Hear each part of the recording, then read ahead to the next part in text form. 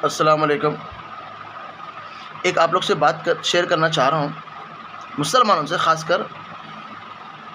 मैं बैठे बैठे यही सोचता रहता हूँ कुछ ना कुछ कि आज फिर मेरे मन में सुबह सुबह एक बात याद आई कि हमने हिंदुस्तान के ऊपर 1100 साल हुकूमत मुसलमानों ने की है, मुग़लों ने की है। और हिंदुस्तान जब बिखरे हुआ था 1100 साल पहले, हिंदुस्तान पूरा जंगल बियाबान था। हिंदुस्तान में कोई रोज़ी रोटी देने वाला नहीं था। जब मुसलमानों ने हिंदुस्तान पे आके हिंदुस्तान को कांटों से फूल बनाया, हिंदुस्तान को संवारा है, हिंदुस्तान में हर किसी को लेके, ना हिंदू ना मुसलमान ना सिख ईसाई, ऐसा भेदभाव नहीं, हर किसी को लेके चलने का एक पैगाम लाया। तो 1100 साल हुकूमत मुसलमानों ने करने के बाद मुसलमानों के हाथों से ये हुकूमत गई तो गई, कैसा गई मेरे मुसलमानों, ये सोचने वाली बात है, बहुत बड़ी बात है। 1100 साल देखो, कांग्रेस 70 साल में कई बार सेंटर में आई, चले गई। अपने तेलंगाना का लगा लो, सबसे पहले कांग्रेस हुकूमत करी, 15 साल चले गई। उसके बाद तुम्हारे को एनटी रामाराव आया, 10 साल करा, चले गया। फिर उसके बाद चंद्रबाबू नायडू आया, मेरे ख्याल से वो भी 10 साल करा, चले गया। फिर उसके बाद वाईएस राजशेखर रेड्डी साहब आए, 10 साल रनिंग थे, वो भी चले गए। फिर उसके बाद केसीआर आया, 10 साल हुकूमत करा, वो भी चले गया। फिर उसके बाद अब इस टाइम रेवंत रेड्डी साहब की हुकूमत है। तो ये 70 साल 50 साल में इतनी हुकूमतें ये लोग की बदली है, और हमारी हुकूमत 1100 साल हुकूमत करने के बाद हम लोग बिखर गए।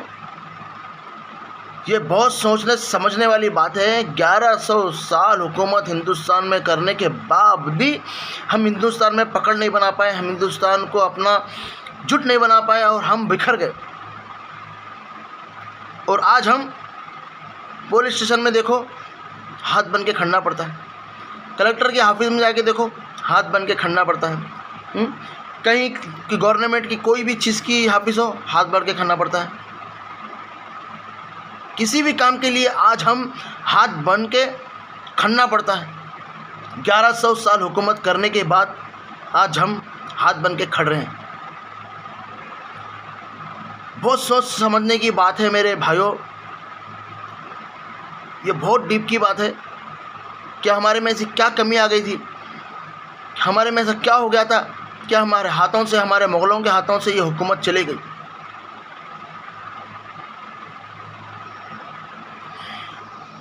मेरे भाइयों, अपने बच्चों को पढ़ाओ, मेन पढ़ाई है।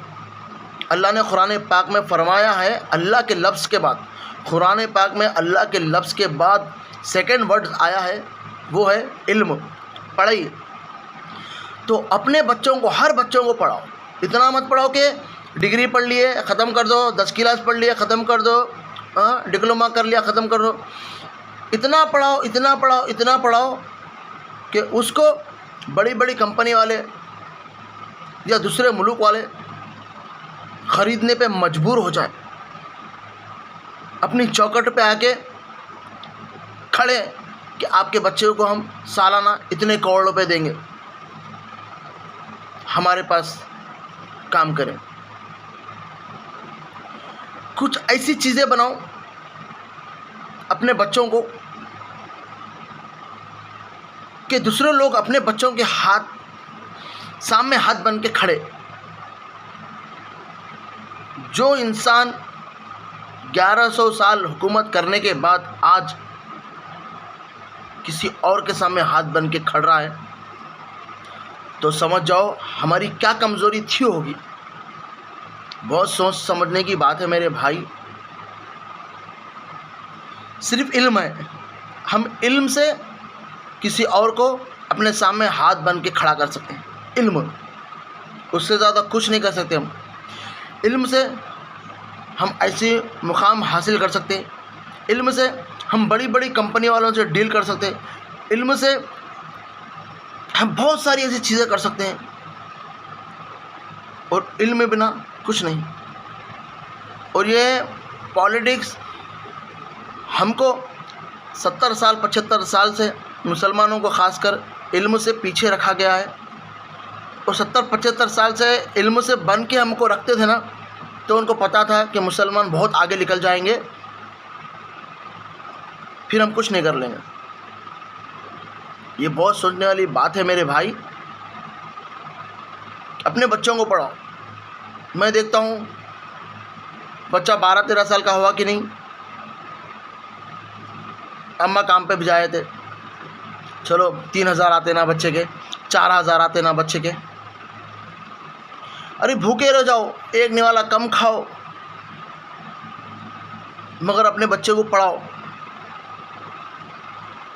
15 साल के बाद वही बच्चा पढ़ लिख के तुम्हारे 3,000 नहीं, 3 लाख नहीं, 3 करोड़ नहीं, कई करोड़ रुपए कमा के देगा, उसका हिसाब नहीं है। और आज तुम्हारे बच्चा 3,000 के लिए किसी और के पास जाके हाथ बन के खड़ रहा है, आने वाले 15-20 साल के बाद लोग आपके बच्चे के हाथ के नीचे हाथ बन करके खड़ेंगे। मेरे मुसलमान भाई बहनों, ये बात को समझो। मैं क्या कहना चाह रहा हूँ कि हमारी 1100 साल की हुकूमत गई है, किस वजह से गई है? सिर्फ इल्म इल्म इल्म इल्म। मेरे वीडियो को गौर करना, समझ में आई मेरी बात शेयर करना।